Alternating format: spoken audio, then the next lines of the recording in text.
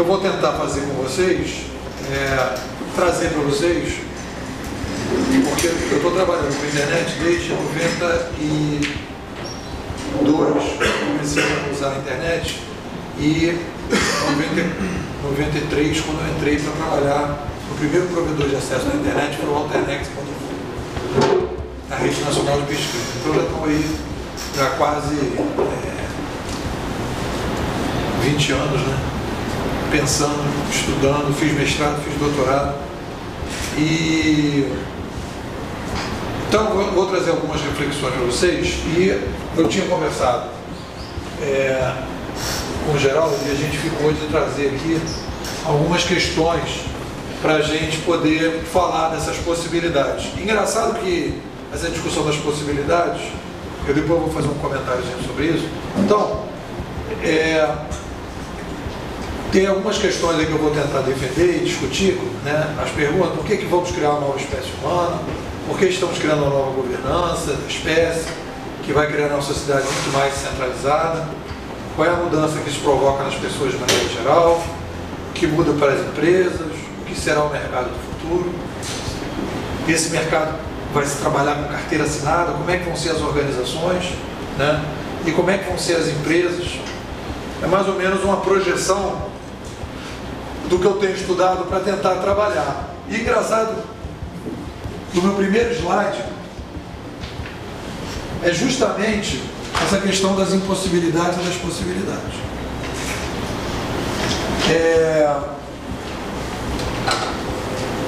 O que acontece?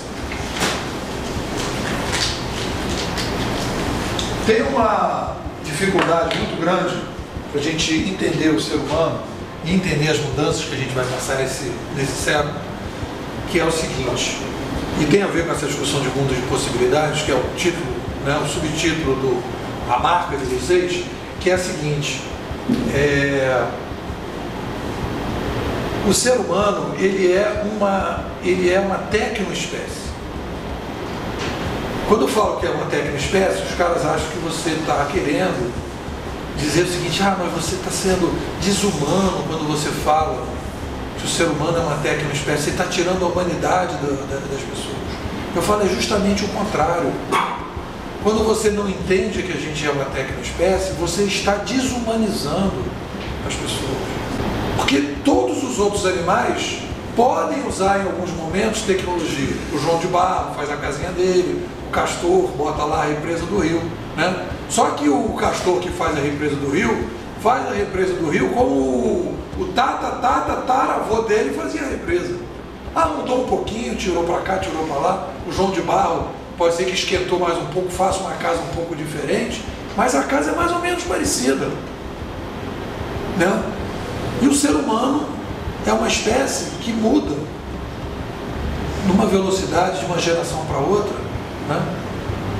Então, a primeira coisa que eu quero trabalhar com vocês, que é um conceito difícil, a princípio, que é uma coisa fundamental para a gente poder trabalhar, para a gente poder entender a revolução cognitiva que a gente está entrando e entender a sociedade que a gente está entrando, é que a gente tem que se ver como uma tecnoespécie. Porque quando a gente fala técnico, e aí é um problema que eu percebo, a gente fala de técnico, as pessoas falam assim: você está falando que o ser humano vai usar o computador, usar o celular? Não. A tecnologia são todas as coisas que a gente transformou da natureza.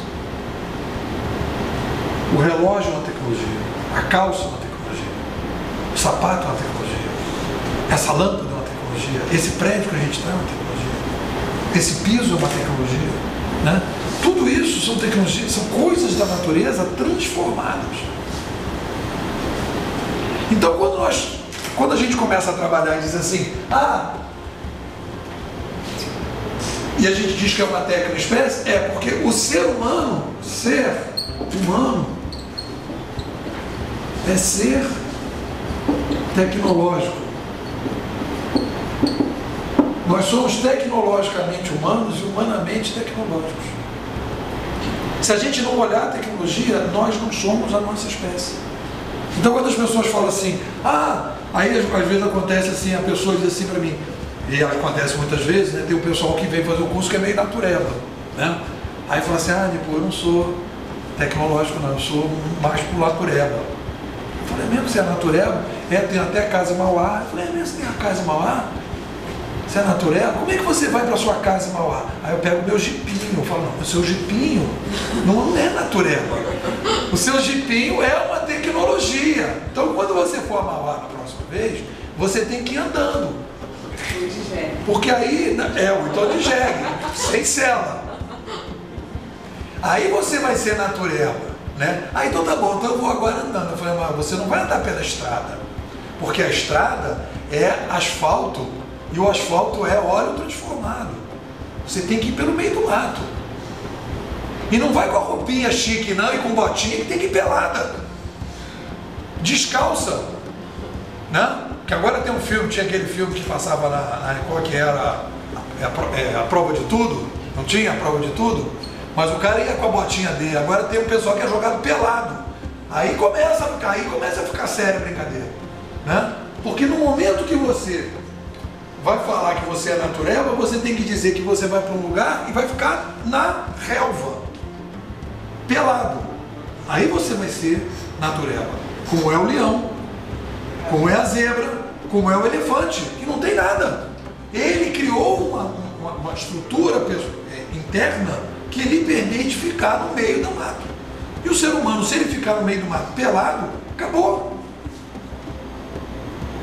Esfriou, acabou, ele não tem pelo, ele não está preparado para ficar ali. Então o que a gente fez a opção? Qual foi a opção que nós fizemos lá atrás? Numa caverna lá. A galera sentou lá e começou a dizer assim, gente, do jeito que está aqui, nós vamos dançar lá. Tem nego voando aí, tem nego pulando nas árvores, tem nego comendo os outros aí com a boca desse tamanho. O que sobrou pra gente, cara? Nós vamos dançar. Aí ele falou, cara, vamos apostar aí no cérebro, na inovação, meter tecnologia, vamos fazer por aí. Então, emburacou pela tecnologia. Então foi uma opção da nossa espécie. Então isso é uma coisa fundamental para entender o mundo que a gente vai entrar agora, porque o que acontece? Acontece uma coisa muito estranha, que é a seguinte: o nosso cérebro, que é o epicentro da espécie, ele é muito esperto. Então o que ele faz? Para ele economizar tempo, ele vai incorporando tecnologias, ele vai incorporando coisas e vai transformando as coisas em invisíveis. Ele vai normalizando as coisas. Então, no momento que você chega numa cidade que você não conhece, você fala, como é que é o ônibus aqui, como é diferente, olha como é que são os carros aqui, pô, o pessoal anda de bicicleta não sei aonde, pô, olha como a farmácia é diferente. Depois de uma semana, teu cérebro incorporou aquilo tudo. Então ele começa a se acalmar. Dali a 2 semanas, você não está mais parando no meio da rua para ficar olhando as coisas, o cérebro ele incorpora. Do ponto de vista operacional, é muito bom. Do ponto de vista estratégico, é muito ruim essa incorporação. Sabe por quê?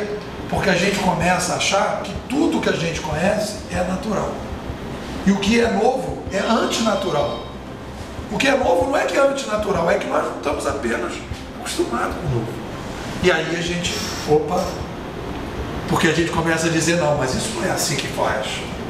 Que é comer no restaurante é assim que come no restaurante, né? Andar de carro é assim que anda de carro, andar de ônibus é assim que anda de ônibus. Aí aparece um ônibus novo, aparece um carro novo, aparece um jeito diferente de comer, um restaurante aquilo, não é assim que a gente vai comer. Depois de 2 semanas está todo mundo comendo no restaurante aquilo, está todo mundo falando, nem lembra que está no restaurante aquilo. Então, o que acontece com o ser humano? E eu tive que fazer essa reengenharia para poder entender esse século. Se a gente não se entender como uma tecnoespécie, o que acontece? O que acontece aqui?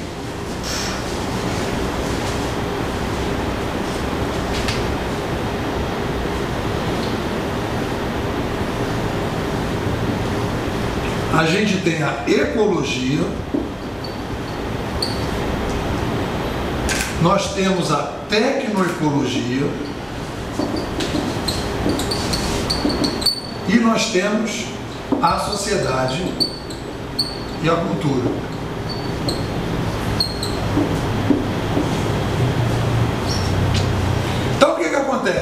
No momento em que eu mudo a tecnoecologia, no momento que eu crio uma nova tecnologia,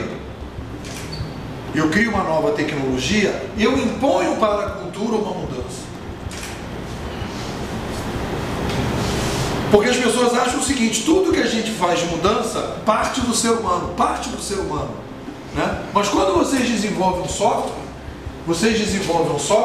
vocês são desenvolvedores de software, vocês lançam na sociedade, o uso daquele software vai construir uma nova cultura, novas possibilidades. Porque a pessoa começa a fazer coisas que ela não podia fazer antes. Eu vou dar o exemplo da ponte, que facilita muito, para a gente entender como é que a tecnologia muda e cria possibilidades que tem a ver com isso que a gente está falando. Vamos pegar uma ponte aqui, esse desenho da ponte. Olha só, essa ponte que a gente está vendo aí é a seguinte: eu tenho uma cidade aqui, A, eu tenho uma cidade B, eu tenho um rio que passa, eu tenho aqui um rio fundo e caudaloso aqui, e aqui ele fica mais calmo, e aqui eu consegui botar uma balsa. Aqui eu tenho 50 quilômetros, aqui eu tenho 50 quilômetros, e aqui eu tenho 30 minutos para atravessar uma fila para cá e uma fila para cá. Então essa cidade A e B, eu demoro daqui para cá 2 horas e meia para chegar de A para B. Então qual é o problema que eu tenho? Eu tenho aqui um problema ecológico, tá certo? Eu tenho uma limitação ecológica por causa do rio. E aí o que acontece? Eu crio uma cultura nessa cidade, de relação cultural entre essas duas cidades, que é uma relação cultural mediada por 2 horas e meia, porque eu demoro 2 horas e meia para atravessar. Então, olha o que acontece. Se eu meto uma ponte aqui, eu quebro a barreira do rio. Eu crio uma nova possibilidade. No momento que eu crio essa possibilidade, eu termino com 2 horas e meia e eu passo para 10 minutos. Eu atravesso a ponte em 10 minutos. Vai mudar a vida da cidade A? Vai mudar a vida da cidade B? Vai mudar a vida da cidade B? Por quê? Porque o que demorava 2 horas e meia, eu estou levando 10 minutos. A tecnologia criou o quê? Novas possibilidades de fulano começar a namorar Beltrano, do cara aqui começar a vender para cá que ele não podia, do cara montar uma boate aqui e o pessoal de noite daqui vir para cá, daqui vir para cá. Então eu quebrei a possibilidade. Então quando a gente está falando de possibilidades e está falando de uma empresa de tecnologia, o que eu quero dizer é o seguinte: quando você tem uma tecnologia, ela entra na sociedade, a tecnologia muda a sociedade. Por que ela muda? Ela muda a sociedade, ela muda as pessoas? Não. Porque existia uma barreira ecológica que é rompida. O software que vocês desenvolvem aqui, quando vocês desenvolvem um software e vocês ajudam as pessoas a fazer melhor a distribuição, o que vocês estão fazendo? Vocês estão rompendo um problema que a pessoa não consegue fazer aquilo com a cabeça dela sozinha. Ela precisa de uma ferramenta para ajudar ela. Ela precisa ter decisões que ela precisa tomar. Ela não consegue fazer sozinha. Então você quebra a barreira ecológica. Isso que eu estou falando, vai ficar mais claro ao longo da palestra, é fundamental para a gente entender que a chegada dessa revolução cognitiva que a gente está vivendo agora, a chegada da internet, ela vai mudar profundamente a vida na sociedade. E ela não vai mudar profundamente a vida na sociedade, porque ela vai pegar as pessoas e vai transformar as pessoas. Ela vai mudar a vida porque no momento que eu coloco a ponte internet, eu começo a poder fazer coisas que eu não podia fazer antes. E estas coisas que eu posso fazer, eu crio um espaço entre o que eu não podia fazer, como se fosse uma parede, e eu alargo essa parede. É isso mais ou menos que o Geraldo falou. Eu crio um espaço de inovação, um espaço de possibilidade de A para B, que eu não tinha esse espaço. Eu posso começar a fazer coisas que eu não podia. Eu posso começar a falar com uma pessoa na Europa pelo Skype que eu não podia. Eu posso ler acessar um vídeo pelo YouTube que eu não podia, eu posso fazer um grupo no WhatsApp de troca que eu não podia, eu posso começar a saber se aquela informação que eu recebi é verdadeira ou não, porque eu posso checar essa informação, eu posso criar um blog, eu posso fazer um wiki, eu posso fazer uma série de coisas que eu não podia fazer antes. E no momento que eu começo a poder fazer essas coisas, eu começo a criar uma possibilidade de mudança que eu não podia fazer. E essa possibilidade de mudança vai levar a gente para uma sociedade completamente diferente. Porque a gente está mudando, e aí a coisa fundamental, nós estamos mudando uma coisa que é básica para a nossa espécie, que é as tecnologias do cérebro. O elefante anda na floresta. O elefante não tem um computador, o elefante não usa celular, o elefante não usa um papel, o elefante não tem a linguagem, o elefante anda na floresta, com o cérebro dele é um cérebro ecológico, funciona na natureza. Ah, mas você está dizendo que o cérebro do elefante não é importante? Não, eu estou dizendo que o cérebro do elefante ontem eu fui almoçar com uma amiga minha, fui falar que o ser humano fazia coisas e os animais não faziam. Ela falou, mas você não conhece o meu gato. Aí eu falei, para, eu sei que o seu gato é um gênio, o seu gato já até está programando em Java, mas não é o seu gato, eu estou falando dos outros bichos todos que existem, menos o seu gato, que o gato dela não sei o que mia não sei o que, ela, o teu gato é outra coisa, eu estou falando de animais normais, né? Então, certamente vocês devem ter gatos e cachorros que são completamente anormais. Eu estou falando de maneira geral, os animais normais, né? Não usam computador, não usam celular, né? Não fazem curso, né? Não aprendem novas línguas, né? Não leem o que os gatos do século passado escreveram, esse tipo de coisa, né? Que claro tem determinados animais de estimação que fazem, que a gente não conhece, que a gente não sabe, não conhece. Então, o que acontece? Nós estamos entrando no mundo, a nossa placa-mãe, ela está se alterando, porque os outros animais, o cérebro dos outros animais trabalham na natureza, o nosso cérebro não.